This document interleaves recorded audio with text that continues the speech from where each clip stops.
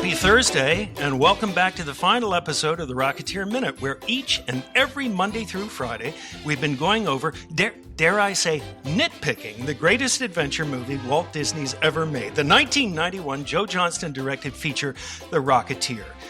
I am not one of your hosts, Jim O'Kane of TVDads.com, nor am I Hal Bryant, an airplane nerd from the Experimental Aircraft Association there in Oshkosh, Wisconsin. And wait, Jim, what's that I hear? Why, it's not the embarrassing fanfare that we normally play because it's embarrassing. This is a special Billy Campbell episode of the Rocketeer Minute, and I have taken over the darn show. And here are your co-pilots, Jim O'Kane and Hal Bryant. Excellent. Thank you very much for our and wait, what's that you hear? Oh, I am opening a Pilsner all the way from Czechoslovakia. Wow. Yes. So, welcome, folks, to the last episode. Yes. I don't know about you, Jim, but I'm spent. Thanks, everybody. Good night. Thanks, everybody. We'll see you all next time. Yeah. Oh no, it's been an excellent 109 episodes. Oh my gosh. Can you imagine? And Hal just told me the other night, whenever it was, because it's all a blur, that I had done 23 of them, and I'm like, that was my count. I couldn't process it. I feel like I've done maybe 5 or something.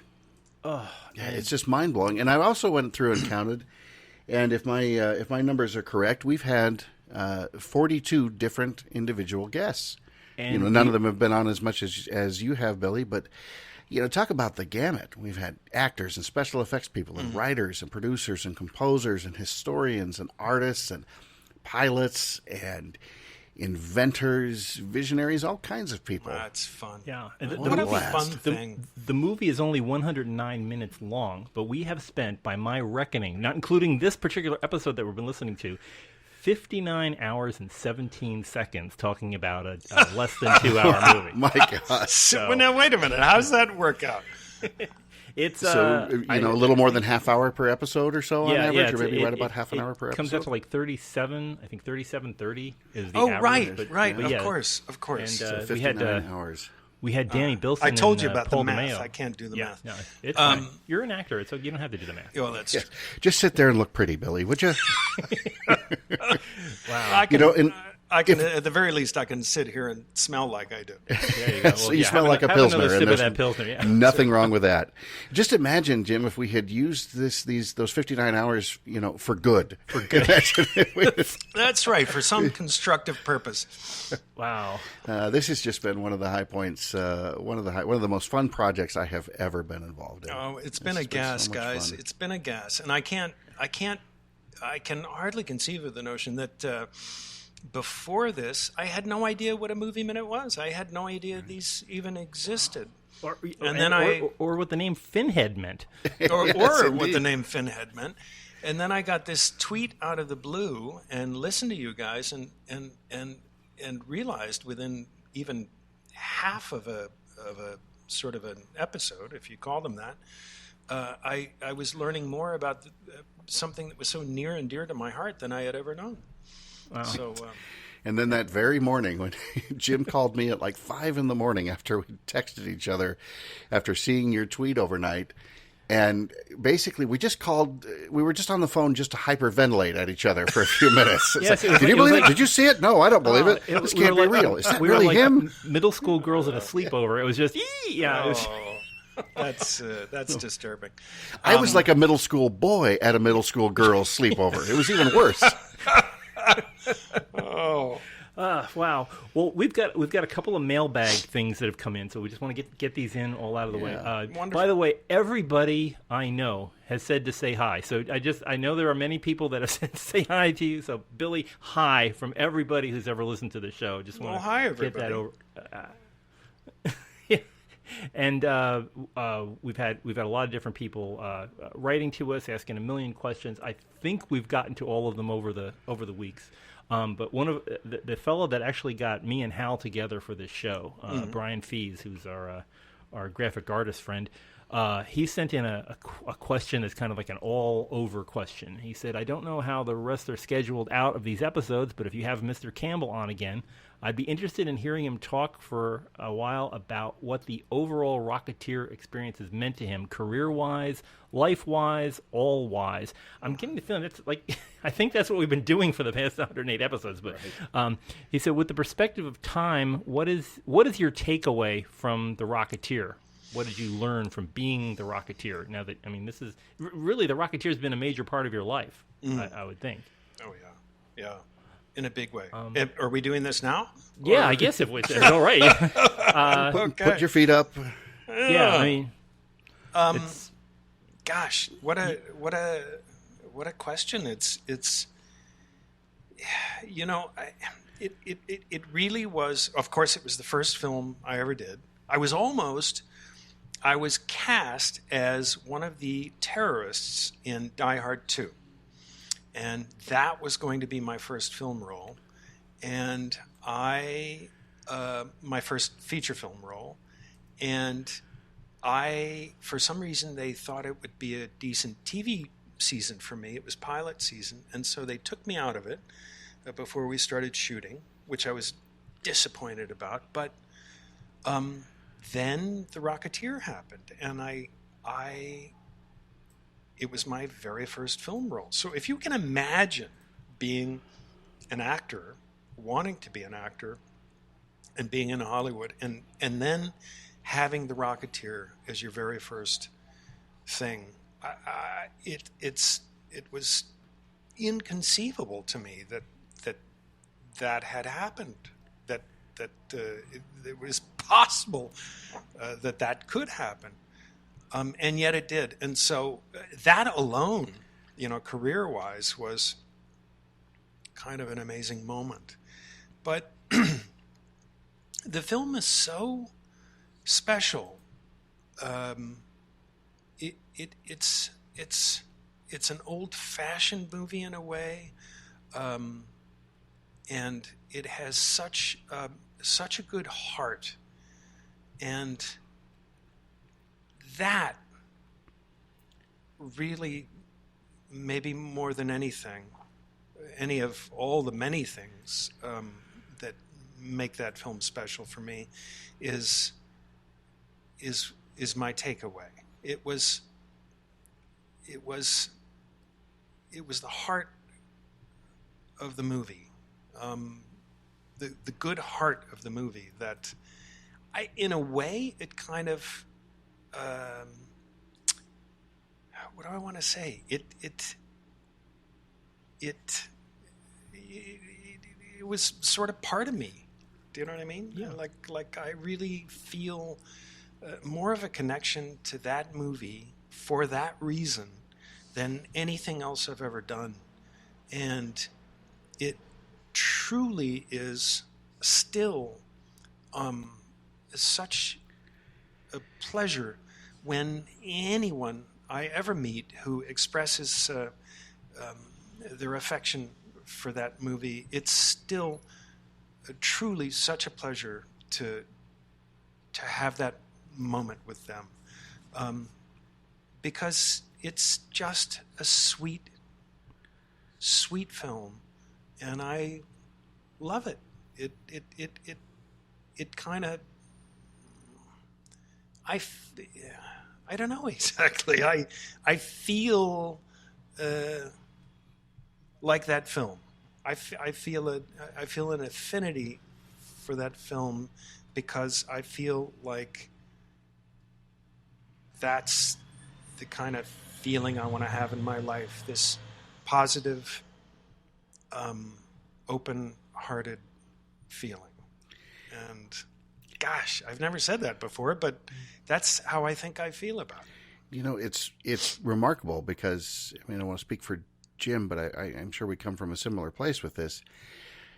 All I did was go see the movie a few times, and then many more times over the intervening quarter century, and then of course this podcast over the last several months has changed a little bit. But I was completely passive, just on the consumer end of it, and yet what you're saying resonates with me personally and perfectly as well, because it.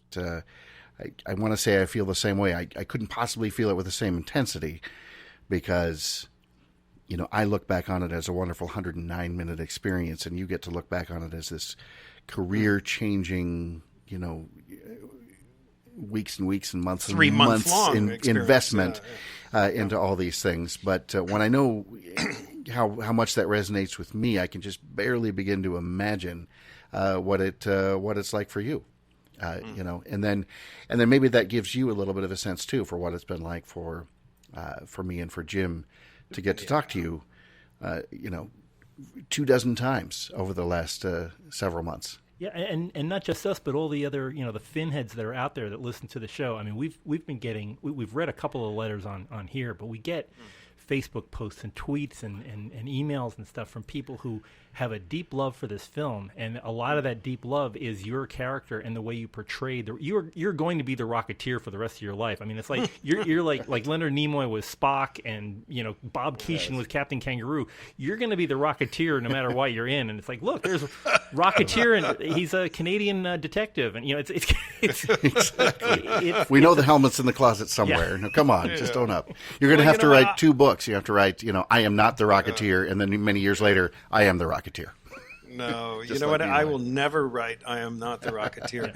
and part of the reason is because of all that, I feel the same as all the other Finheads. You know what I mean? Like I'm a fan of the movie too, even though I was, the Rocketeer. I'm like, I identify with them. Yeah. More than I identify with myself almost, and it's a beautiful, beautiful thing.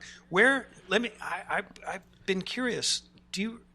I want to ask both of you, do you remember specifically the first time you saw the film? And tell me a little, just something of the first time you saw the film. Say you, Jim. Yeah, okay. When was the very first time? Do you remember the moment? Oh, yes. I was at the Apple Blossom Mall in Winchester, Virginia. You know where... You were in Winchester? What were you doing in Winchester? I lived in Winchester for, 15 years.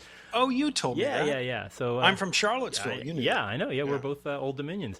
So I was in and actually I know it's in Theater 6 because it was the one closest to the door. They used to use that for the bigger opening. Okay, you're nitpicking. Yeah, okay. Welcome to my world. That's Hal's job. Yeah. But I was in the middle, second to left. I'm always in 6th row center. That's my OCD. I sit in every theater I've ever been in, 6th row center. So the popcorn was fresh. Yes, it was good. Yes. I was sitting there. My date had a skirt that went up to here. Yeah. We were watching this movie great about pair this. of getaway sticks. Yes. We were watching this little newsreel about Hitler, bad guy. No, I was there. I brought my son at the time. You talked to him earlier on an earlier episode. That's right. Was, let's see, 8 years old. Eight years old, and we sat and watched this. The doors opened on that hangar, and the James Horner music came up, and I thought, this is just like that poster. This is just like that comic book. This is, it's, and I watched, you showed up and you were Cliff Secord from the get-go. And this was long before I knew about your hangover and the chibi. But it was, and it was like, let's go make some history. And it went on from there. And I thought, this is great. And I dragged people. I worked at British Aerospace. I worked for an airplane company. And, I dragged people to later. I said, "You've got to go see The Rocketeer. This is just the most amazing film." And I had a couple of people go see it. I told friends of mine all over, go see the movie. And when it came out on VHS, I bought it. My kids watched it endlessly. From my daughter, I think all she remembers growing up is watching. Oh, we're gonna watch The Rocketeer again. But it's like it's always been a part of our lives watching this thing. Yeah. And then when I heard about the movies by minutes format, I've been listening to the Star Wars Minute, which Pete and Alex thanks again for coming up with this format and promoting it. I thought, you could do that with The Rocketeer, and I didn't know how to do it, so I started out with the movie Airport, the Burt Lancaster movie. Yeah. And once I got that down, I thought, I've got to do The Rocketeer now. And then hooking up with Hal through our mutual friend Brian. He was, Hal's perfect for this because he knows everything there is to know about anything that flies. Yeah. And I know way too much about movies, so this was, a match made in heaven. And then when you showed up, at 2:00 in the morning on my Twitter, I was like, I felt like I was watching a triple play. It was like, holy smokes. So, and it's like all because the Rocketeer, I mean, this is the ball that Dave Stevens started rolling 30 years ago is continuing on, and everybody, I'm still meeting people who have never met this, never seen this film, never met Cliff Secord, and after they've seen it, they go, "This is really good. How come I never saw this?" And it's like, well, because the Terminator wiped it out, and a bunch of other things, but and Robin Hood, but yeah, this movie and Disney. Yeah, and Disney. poor Joe. So we've, and it's like I didn't realize how much I've enjoyed this movie, but I mean, I did realize I enjoyed this movie. I didn't realize how much, but in talking day after day after day, and getting deeper into it, I found out there's a whole bunch of people who found that same feeling, like you were talking about, that heart, that heart of this movie that makes you really want to see it again and again and again. And you do. You can watch it. You can turn it on right now and sit through the whole thing, and you would not be bored. It's just one of those perfect things. I watched it last night, and I had just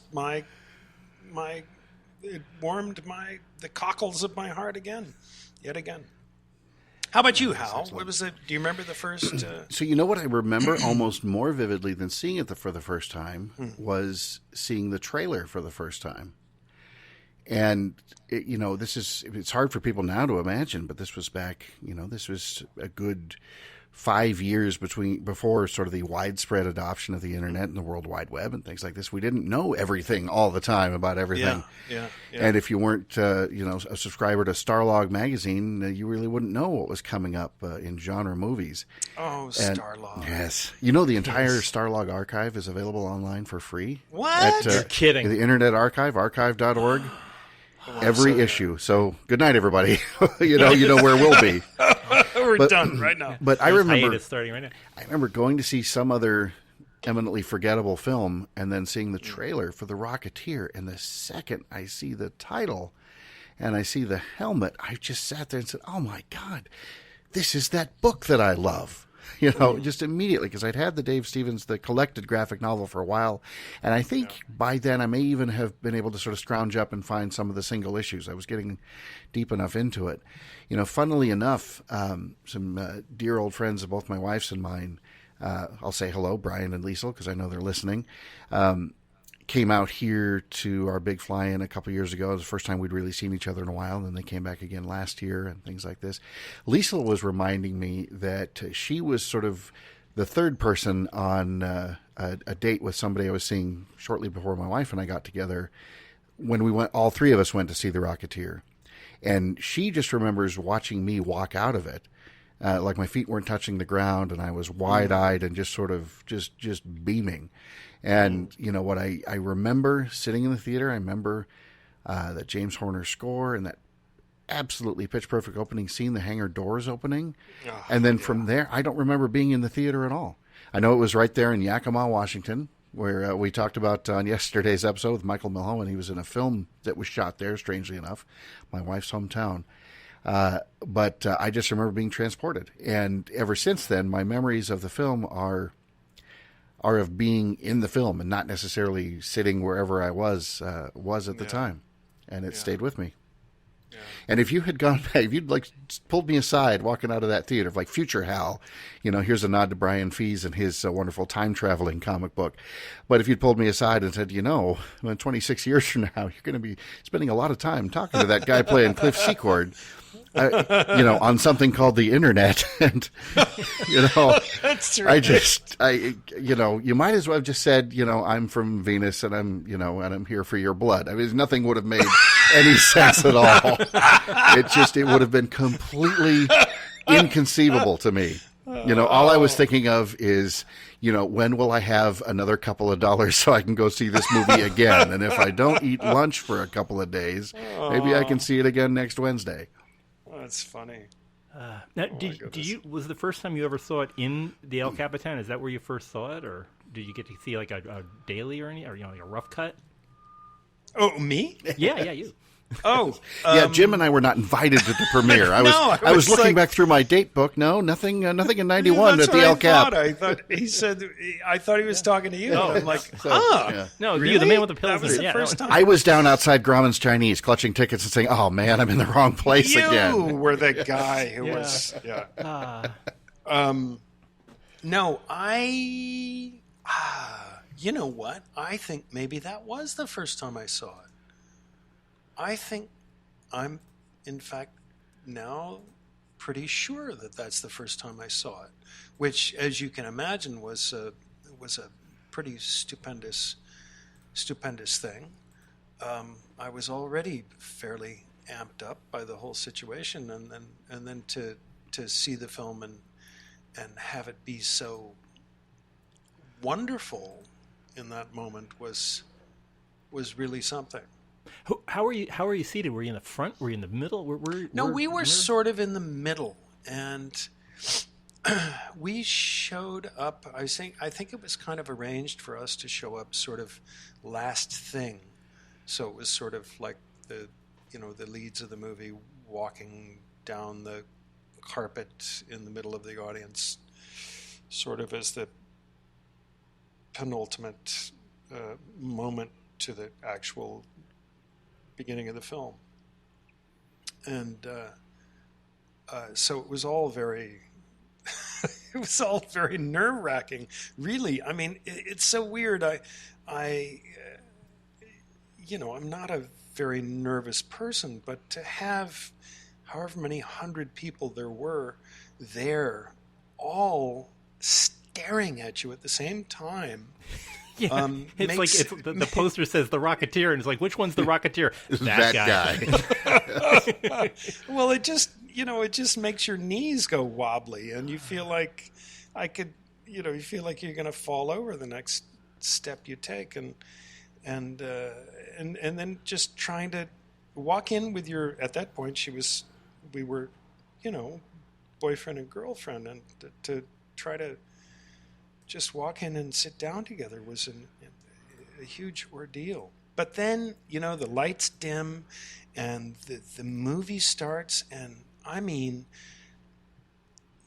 even though everything was so, you're the subject of such scrutiny, then suddenly this magic happens, and really I guess sort of the energy of having been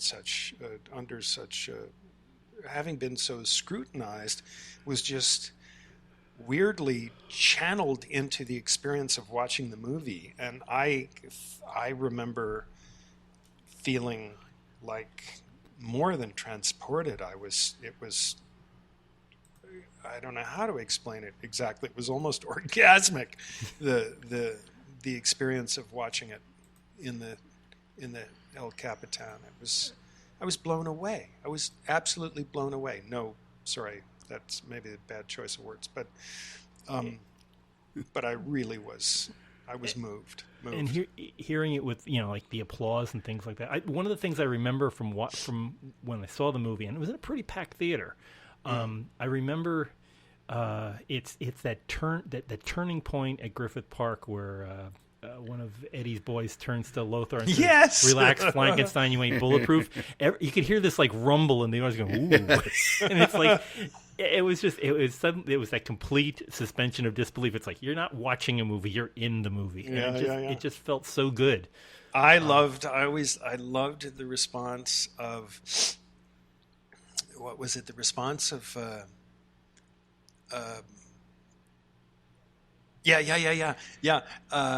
Sorvino at the observatory, where he says, "I may not be I may be a crook, but I'm 100% American," and the audience just erupted. Yes. And then when he and James Handy find themselves next to each other, the FBI and the gangster firing at the Nazis, and they just share a look. They don't even say anything, and the audience just lost it. It was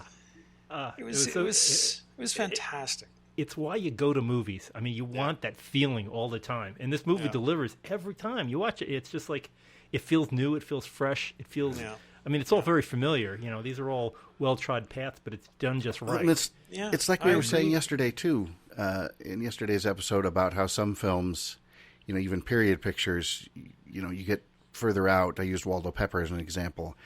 That movie makes me nostalgic for the 20s, but it's a very, very 70s motion picture. And I've never seen anything. I mean, certainly maybe a handful of effect shots would look a little bit different now than they would in 1991. But really, you know, the Rocketeer is not. It's not a 90s movie. It's a movie from the 30s. Like I said, it's a movie from the 30s with brighter colors in super ultra technicolor. I think that's right. Oh. And, you know, we just, the biggest hope with all of this movie is that the next one, they get it right. You know, that's all you want. These are beloved characters, and it's a beloved story, and it's like, all you're hoping for is, please don't screw it up. Please, whatever, you know, Disney has the property. Yes, if you have, they do. Boys, all I got to say is, don't hold your breath. Yes, exactly. The first rule of scuba. First rule of scuba and reboots is don't hold your breath. And you know, you just have this hope that saying, okay, if you don't think, if you're not convinced you can get it absolutely right, then, you know, go do another thing. You know, we talk about Joe Johnston and Captain America on this show a bit. And as much as we would love to have seen a proper Rocketeer sequel at the appropriate time, I still look at Captain America and say, you know, it's another wonderful trip back to a similar era, and it's made with most of that same love and attention and affection and all those things. Mm-hmm. And you know, we can make more films that capture some of that tone. I don't know if you'll ever get lightning in a bottle like the Rocketeer again, but boy, the risk of just screwing it up or making it strange or weird is so high. Yeah. But you know, you just gotta hope. I would love to see an animated version of the Rocketeer. I'd like to see I mean, you know, there's already these high-flying adventures that are coming out, sequels and different people taking pretty good takes on the Rocketeer and understanding. There's comic series. There's a whole book of short stories that have all come out in the last few years. Yes. What? Indeed. Well, then we must send you a copy. Maybe we'll autograph that too. I'm so out of the loop. I got into the sailing thing, and I got doing the tall ships and stuff, and I just dropped out completely of most of my life. All right, you'll have to send me a relax, Billy. While you were out seeing the world and sailing ships, people like Jim and me were in our basements reading comic books, so you didn't have to. We got stacks and stacks. Get ready. You boys were in the trenches. Somebody had to. So that I could fly. Yes, we're the wind beneath your rocket pack. Oh, I'm sorry for that. You know, Jim, a bit ago you mentioned, you know, you got the letter from Brian, and I had said just as you were counting down and hitting the record button, a Facebook message popped in, and so maybe if you don't mind, I'll read that now, and then we can listen to me type my answer live. So that'll be exciting for people. Yes. Not now. So I'm on the internet. Please ask later. LOL. So this is a note. This is a note from Heather, and she's a model, a brunette model, and it says, "Hey Hal, I follow you online, and I am working on a Rocketeer photo shoot project. I just got the custom Jenny Blake dress in today, and it fits wonderfully. I found a Rocketeer." Sorry, Billy. And we are going to do a photo shoot with a super steerman, a classic old biplane, in the Kansas City area. The steerman looks like a racer from the 40s. I'd love to shoot it from a GB, but maybe one day. I would like to keep you in the loop so you can have first dibs of releasing the photographs publicly. Just let me know if you're interested. Thank you, Heather. So, what do we think, men? Okay, Billy. Yes. Billy's a yes. Jim, are you a yes? What releases? Yes, all right. Yes. Well, let's go, listen go to me ahead. type. Shoot that. And keep us in Dear Heather, I'm typing this live during our final episode. The answer is a resounding yes. Thank you. What? So many tippy taps to type yes. Well, one must still use the Queen's English. You were like he was saying yes, the but it was answer affirmative. is yeah. Okay, it must have been affirmative. That's right. And then of course I had to look up how to spell it, so then I'm over to Google. Yeah. But anyway, what a nice little note from a listener. And we have the most adorable. amazing listeners out there. I can't even believe. I mean, obviously, my friendship with Jim and now with you, Billy, has been forged on sort of the altar of this podcast. But so many other friendships as well. It's just been amazing. All the people that we've met and people from all around the world who pursue their love of this movie and the character and everything else in so many different ways. And what a joy this has been. I would never have believed that there are factories of people building rocket packs and helmets and cutting up leather and making it's just amazing. I'm so out of the loop. It's inconceivable. That's a different conceivable. Yes. I keep thinking we should get a Rocketeer outfit and Billy get you down to Comic-Con and just go in helmet and just wander around as a cosplayer and see if anybody notices you. That would be hilarious. Oh, that is something I would do in a heartbeat. Okay. Well, let's write this down. Comic-Con, Billy. Okay. When is Comic-Con? Well, the big one is in San Diego. Is in usually around third week in July. Yeah. Unfortunately, and it's I should know that. I got naked at a Comic-Con in San Diego. That's a whole nother story. This is only a 109-minute show. We got to get. I think the next show we do is just the Billy Campbell minute. It's just we start with every minute of his life. Yes. We start with the bird. Rocketeer unmasked. That's what we get. Oh my gosh. How did you? Okay, we do have to. I mean, you introduced the phrase "dead testicle" to the show. Now you've brought us. Now you've brought us naked at Comic-Con. That's no problem. Okay. Oh, it's no problem. It did not end. There's the biography in an arrest, so that's no problem. I was down there for Comic-Con for the show I was doing. It was the 4400. Love that. Oh, yeah. And so Sci-Fi Channel had a party at a local little boutique hotel. And they had, on the roof, they had a big party. They had an open bar. They had all the very best tequila that you could want. And I'm a huge tequila fan. But as the song says, tequila makes my clothes fall off. And so my co-star, Joel Gretsch, he's a mischief maker. And I was involved in a conversation with Edward James Olmos. I'm a huge fan of Eddie James Olmos. Of course, from starting with Blade Runner and then of course Battlestar, and I was loath to leave my conversation. So my ever kindly co-star Joel Gretsch would run off to the bar to get me a shot of tequila and himself one, right? And then on his way back to me, he would pour his shot of tequila into mine, and then hand me my cup of tequila, and then wave his around and say, "Oh, I already knocked mine back on the way over here." And so I would pound down both his and mine shot, and he did this multiple times while I was talking with Edward James. And so, needless to say, I got fairly well snockered. Wow. We all went downstairs to the restaurant on the ground floor to have dinner. I'm sitting in the back room at a table with the producers of the show, with the head of Sci-Fi at the time, all these people, and everyone was fairly well snockered, though none as well as I.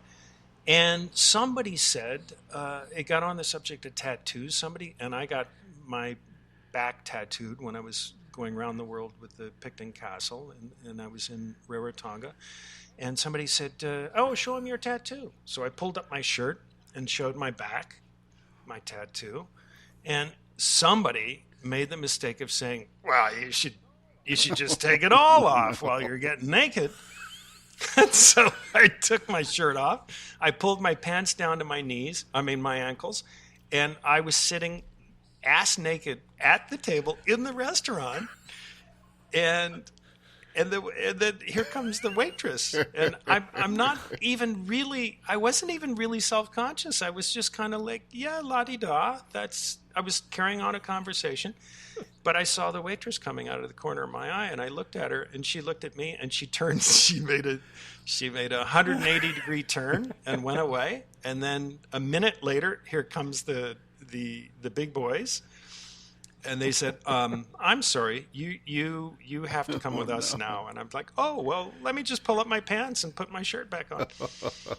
And we all went outside. Dinner had been over by that point, and we were into the drinks again. And we all trailed outside. And the manager came out. And he's like, "I'm sorry, I have to have you arrested. The cops are on the way, and I'm terribly sorry." And at that, and I just wasn't at that point. I was like, okay. And I looked at him and I said, "Look, there was honestly no harm intended." And I shook his hand, said, "I'm Billy Campbell. I have to say honestly, we really didn't mean any harm. And if you say the word, I will stand here and wait for the police." And he just looked me in the eye, and then he looked at the others. And, honestly, there were a couple of producers in there, and they might have been whispering in his ear. But he said, "God, just get out of here. I never want to see you in my restaurant again." And so we walked away. We have to go back to San Diego. That's all there is to it. We'll record a special episode of back in that restaurant. On our demand. Fully clothed. Yeah. Oh, it was glorious. I got entirely naked in a restaurant, and you gave Commander Adama a story to bring home with him. That's right. No, he actually was not with us at the table. Oh, okay. But thankfully, wow. Yeah, so I got naked at a Comic-Con. Well, it wasn't actually at the Comic-Con. It was in the neighborhood. In the neighborhood. Yeah. So but, wow. This is probably not public knowledge, and I'm probably not supposed to talk about it. So here we go. The Comic-Con folks are starting a pretty good-sized museum there, and a friend and former colleague of mine just within the last couple of days got hired to lead that effort. So Billy, maybe there's going to be an exhibit about you, about sort of what happens. What? So there'll be sort of a museum on site, and I think it's somewhat history of Comic-Con, but also just overall pop culture stuff. So they'll be competing with Paul Allen's amazing setup up in Seattle. And he's got a complete screen-used Rocketeer costume on display there in Seattle as well. Yeah. No kidding. It's, Paul Allen is no Mike Bruno. Hello, Mike, our collector friend out there. But he does have things like Captain Kirk's chair and Luke's lightsaber and everything else you could possibly imagine. So, yeah. Wow. Mike wants you stuffed in mouth, so be careful. We're kidding, Mike. We love you, buddy. Oh, he sent me more pictures just this morning of his collection, and. Yeah, we have a picture we'll be posting this weekend of the caliper, the little compass that you were trying to stab Timothy, or Timothy Dalton was trying to stab you with. So he has he has the original of that. How does that? Here's something I'm wondering. How do these folks? How do they get hold of the original items? How does that work? What do they do to do that? There are dumpsters, and when a movie ends, you'd be amazed. When a movie ends, everything goes in the dumpster because these unless it's been rented, all these enterprises finish, and then they've got all this junk left over. So they either send it home with the crew, or they must. I can understand when they send things home with the crew, but if it's rented, of course it goes back to the props house. But if it's not rented, if they buy it for the film, they can't just throw it in. Why would you throw a perfectly good set of calipers into a dumpster? You would. If nobody wanted it at the time. I mean, at the time, Rocketeer was not, it wasn't. People didn't collect it when it was first out, but now it's like all this stuff that people, all the ephemera, all the programs and things like that. They printed stacks and stacks of them, true. And people have some of them, but a lot of it gets thrown out. True. So that's how antiques are made. So the less likely it is to be kept, the more likely it is that it's going to be worth something later on. Yeah, I suppose that's true. I have a friend of mine that has a glove from it was a James Caan's glove from Rollerball. And it's the hero glove, and you look at it and you're like, wow. And it was one of those things that they finished up the movie, and somebody in the prop shop threw it on their desk, and they had it for years. And then it's like, oh, you want this? Here. And that's how these things happen. Wow. So, and Mike Bruno knows a lot of people with desks that have stuff on them. So, that's how that went. But yeah, it's you've created a cottage industry with your movie. So I don't. Well, God bless him. There you go. Wow. Well, we are. I guess we're. Nope, here at I'm the in end. denial. This is. We'll see everybody tomorrow. Yeah. Yep. Hal's not going home. Yes. Hal's just going to hang out on the Yes. internet in Just this empty talking. recording session. So, Just talking. and maybe to one day himself. Billy will send me that signed restraining I order just- I've been so desperately hoping for. Yes. For the last time, it'll say at the top. Keep at least 500 miles away from me and no contact. Yeah, and I mean, I just want if Paul Servino or Alan, I know that you didn't want to be on the show, but if you ever change your mind, we'll open up the microphones. And You have know a what? chat. The thing is, don't take it personally, because Alan will never be on any podcast ever. He's the sweetest, most hermit-like person you ever met in your life. Yeah, maybe we could have it where you go and visit him, and then you could just have him There raise you his go. hand for yes, and raise another hand. And Yes. you're saying he's saying yes to that one. No, he doesn't like that one. What So, weirds me out, what's going to hit me in about a week, is that I'm just going to wake up in the middle of the night and say, wait a minute, Alan Arkin has heard of my work. I think, what does that mean? Why? What kind of bizarro universe is this where that has happened? Yeah. I mean, And moreover, Joe Johnston. Joe he's not mad. Joe He's Johnston is mad at us. but he's Or had not mad at enough. us. He's- Joe Johnston has had enough. Joe, to be fair, Joe might be bad at Right. most of But the his roles, ex-wife so we don't absolutely know. adores We us. don't know. You know, good old Lisa. Lisa loves us. Yeah, so Miss Oh My Prince herself. So I'm still working my way through the whole concept that between us and Billy Campbell there was an exchange of a lovely signed copy of The Rocketeer, and yet it was our autographs that went on it to you, and not somehow the other way around. None of that. It's true. turnabout. It's spectacular and it's that was- hilarious. that was- I don't claim that it makes any damn bit of sense. But it was thrilling for me. Yes, It indeed. it was thrilling for all of us. So there we go. And I keep thinking we couldn't get. Unfortunately, we couldn't get Jennifer on the show, and I understand she's busy and she has other things going on in her career. But my intention is now to find out what the next Yes. Ant-Man movie is, and I know she's going to be in it. So we're going to do an Ant-Man minute, and then we're gonna somehow lasso the publicist to get her in, Yes, and then all exactly. we're going to do is ask Rocketeer. We'll do one questions. episode of the Perfect. Ant Minute, That's perfect. and then and the whole thing will be a ruse. Yeah. That's perfect. And then you'll have to have me Oh, as a yes. secret surprise Yeah, guest. one of our while Yes. she's on. Yeah, we have a call in. He's kind of a fan. In that way, maybe I'll get There to you talk go. to her again at some point. Yeah. Well, hopefully, we'll see For how 2 it goes. seconds. I mean, it's just. it's done. Yeah, I don't, maybe, and I keep, every time somebody turns this down, I keep thinking, oh, it's nothing personal. So maybe No, someday all these people can, and I can imagine it must get tiring hearing about some of this stuff. I mean, I know you love The Rocketeer, but it must be tiring for some people to get the same questions over and over again. Although I don't know anybody else everybody that we talked to that's been involved in this movie saying, I didn't even know there were people that were fans. Like Michael yesterday. He's like, I didn't know anybody watched this movie. No, I know. It's funny. I mean, maybe Michael's out of the loop even more than I am, but I didn't realize how. I mean, I knew it was sort of a bit of a what do you call a cult favorite, but I just didn't realize the extent of that. So I'm really gratified that it's people love it as much as I do. When your son gets a little older, take him to Disney World and wear a Rocketeer shirt. And when people point at the shirt, you can say, "Yeah, that's me." We've been talking about, actually, I was just home for 5 weeks, as you know, and I was talking to my partner about showing Anton the film and just putting it on the TV and watching him watch it and seeing if there's a moment when he realizes that the guy on the TV looks like Papa. But who knows? Maybe he's a little too young for that. Maybe we have to wait till he's give him some time. When as long as he's not burying his face in his hands and going, "Oh, not the Rocketeer again, please." Exactly. And we never show him Ted Bundy. We never show him the J-Lo movie. Oh, yes. Or you're getting beat up by J-Lo. No, we never show him a bunch of things. Maybe most. We never take him to a restaurant in San Diego. I'm just putting that out there right now.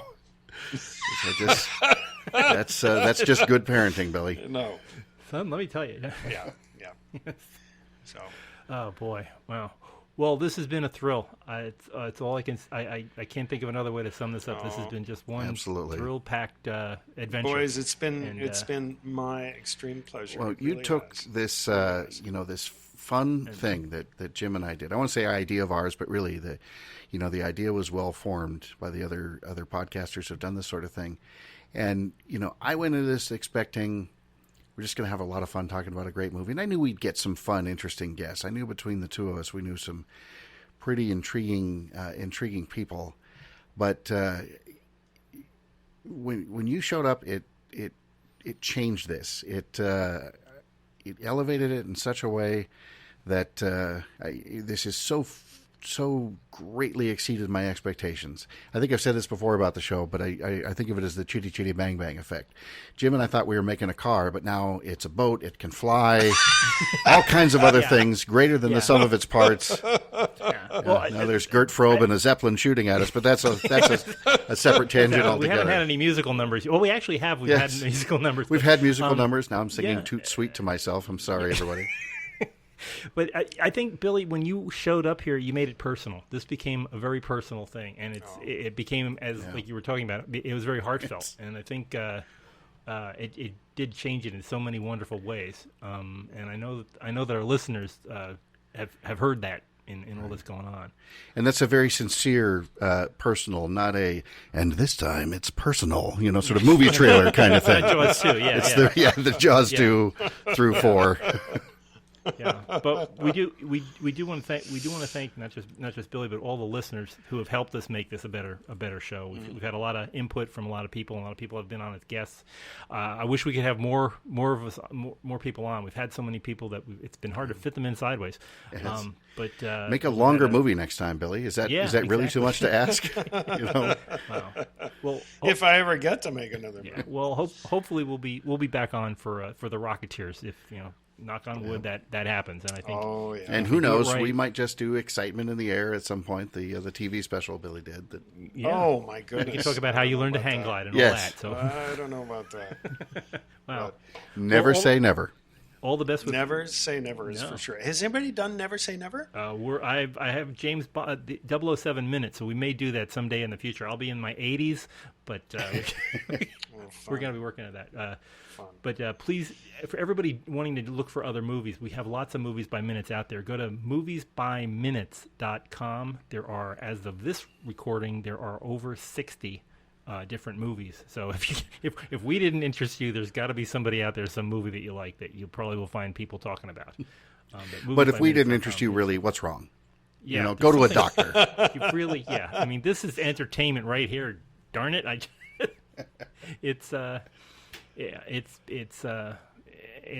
I'm sorry to see this go, but but you can't start missing us until we leave. So. Boys, we should do it. We should do another one sometime. How about has anybody done Dracula yet? Dracula sounds like a pretty good movie. That would be fun. That Francis Ford Coppola thing. So that's a fun movie, and it's chock full of stuff to talk about. All kinds of special effects and Winona and golly, I'll sign up for that one. Okay, well, stay tuned on this particular message. Please always keep us subscribed on iTunes. Keep us subscribed on Google Play. Don't drop off of that because we will be having more announcements as new things come up. And you can always reach out to us on the regular social media like Twitter and all the places. They all start with Rocketeer Minute and. Or end with Rocketeer Minute. So find us there. You can write to me, Jim at RocketeerMinute.com. You can write to Hal at RocketeerMinute.com. Billy will pass things along to Billy if it's worth his while. He's a busy man. Or you can find me on the Twitter. On the Twitter, out there. On the Twit. At W.O. Campbell. So look for at W.O. Campbell, William Oliver Campbell. And just bear in mind that I look at it about once every 13 months. So Easter of 2023, you might get a message back saying, "Who are you?" So. Catch him when he's eating his oatmeal. That worked for us. Yeah. That's right. But we will return someday. So keep the channels open, and we'll get there. So until whatever next time that is, we'll say over and out. Over and out, boys. Oh, and let's play that theme one more time. You're listening to a special Billy Campbell episode on the Rocketeer Minute. Ladies and gentlemen, Billy Campbell. No!